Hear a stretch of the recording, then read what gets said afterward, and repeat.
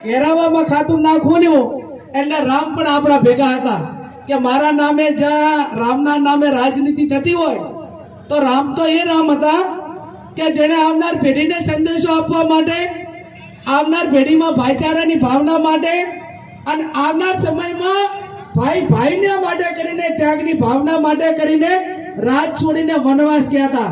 એ રાજ માટે કરીને રામ નતા, પણ આવનાર પેઢીની પ્રેરણા માટે રામ હતા. અને એટલા માટે આપ સૌ આવનાર સમયની અંદર ભાઈચારાની ભાવના રાખો. રામચંદ્ર ભગવાનની પ્રેરણાએ આપણે સૌ ચાલીને એક પરિવારની ભાવના વધે. અને તમે બધાએ જે મહેનત મજૂરી કરી છે એ મહેનત મજૂરીનું જે કાંઈ અમારે ઋણ અદા કરવાનું છે, મેં પ્રદેશ સમિતિમાં જગદીશભાઈને બધાને કીધું હતું. આજે આ સાહેબ બેઠા છે કે મને પોતાને જાહેર જીવનમાં